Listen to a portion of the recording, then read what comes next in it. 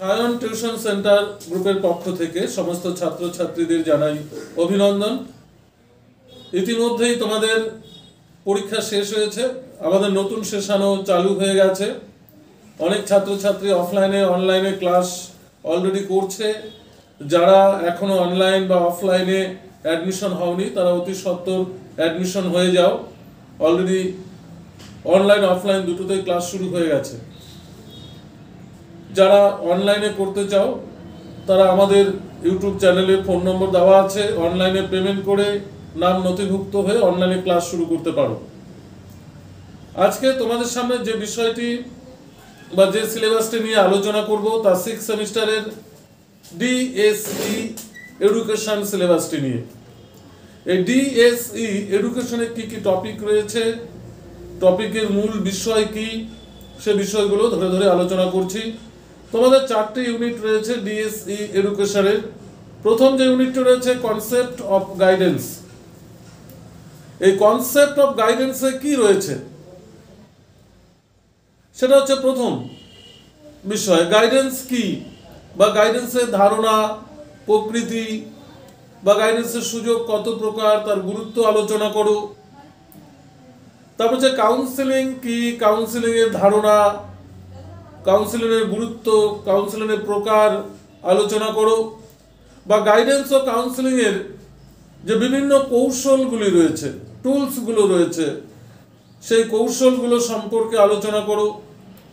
তারপর হচ্ছে বৈচিত্র্যময় শিক্ষার্থীর বৈশিষ্ট্যগুলি আলোচনা করো বা বৈচিত্র্যময় শিক্ষার্থীর জন্য গাইডেন্সের প্রয়োজনীয়তাগুলি ব্যাখ্যা করো বা বৈচিত্র্যময় শিক্ষার্থীদের জন্য কাউন্সেলিংয়ের যদি কোনো প্রয়োজন থাকে সে প্রয়োজন সম্পর্কে আলোচনা করো। অর্থাৎ এটা ছিল তোমাদের কাউন্সেলিং থেকে কি কি ধরনের প্রশ্ন আসতে পারে, কাউন্সেলিংয়ের যে টপিকগুলো রয়েছে 1 নম্বর ইউনিটের সে বিষয়টা। এবারে হচ্ছে তোমাদের পরের যে স্টেপটি রয়েছে কাউন্সেলিংয়ের,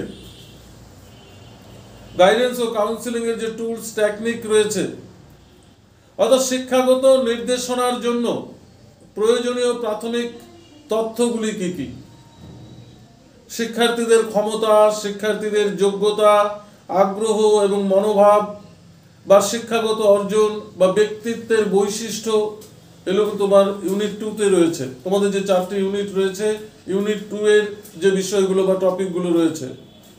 গাইডেন্স কাউন্সেলিং এর সঙ্গে টিচিং এর পার্থক্য কি, অর্থাৎ গাইডেন্স কাউন্সেলিং এবং টিচিং এর মধ্যে পার্থক্যটা কি সে সম্পর্কে আলোচনা করো। এই বিষয়গুলো রয়েছে। এরপরে যে ইউনিট রয়েছে বিভিন্ন শিক্ষার্থীদের জন্য গাইডেন্স এবং কাউন্সেলিং কেমন, বা প্রতিভাধর ধীর গতির শিক্ষার্থী যারা, প্রতিবন্ধী শিক্ষার্থীদের যে শনাক্তকরণ, বিভিন্ন শিক্ষার্থীর জন্য গাইডেন্সের প্রয়োজন, বিভিন্ন শিক্ষার্থীর জন্য কেমন কাউন্সেলিং এর প্রয়োজন, এই টপিকগুলো কিন্তু তোমাদের রয়েছে। এই ডিএসই এডুকেশনে কিছু প্রশ্ন সম্পর্কেও তোমাদের আলোচনা করছি, কি ধরনের প্রশ্ন থাকতে পারে।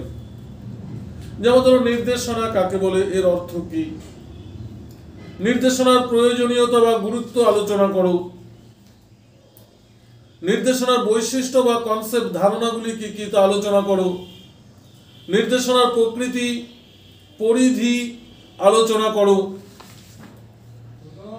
তারপর হচ্ছে তোমার নির্দেশনা কর্মসূচিতে সিআরসি কর্মসূচির গুরুত্ব কি, মানে কিউমুলেটিভ রেকর্ড কার্ড এর গুরুত্ব কতটুকু রয়েছে সে সম্পর্কে আলোচনা করো। নির্দেশনার ক্ষেত্রে শিক্ষাগত তথ্য ও বৃত্তিমূলক তথ্য এর প্রয়োজনীয়তা কি তার তাৎপর্য আলোচনা করো।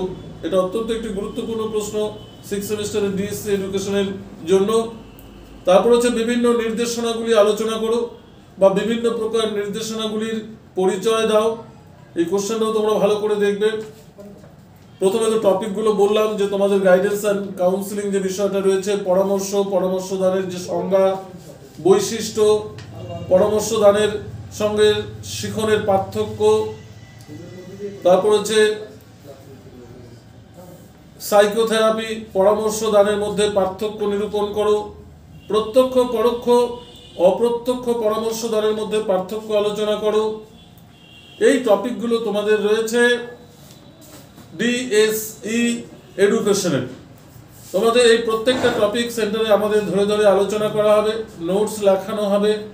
যারা এখনো অ্যাডমিশন হওনি আমাদের সেন্টারে অনলাইনে বা অফলাইনে, যারা অনলাইনে অ্যাডমিশন হতে চাও, আমরা আবারও বলেছি আমাদের ইউটিউব চ্যানেলে নম্বর দেওয়া আছে, অনলাইনে পেমেন্ট করে পেমেন্ট রসিদ পাঠিয়ে দিয়ে অনলাইনেও তোমরা নাম নথিভুক্ত করতে পারো। অতএব পরে ভর্তি হলেও তোমাদের যা টাকা লাগছে এখন ভর্তি হলেও কিন্তু একই টাকা লাগছে। অতএব লেট করে লাভ কি, কিছুটা সময় তোমরা পিছিয়ে যাবে। তাহলে অতএব ভিডিওটি যদি ভালো লাগে অবশ্যই লাইক ও শেয়ার করো, বন্ধুদের মধ্যে ছড়িয়ে দাও। ধন্যবাদ।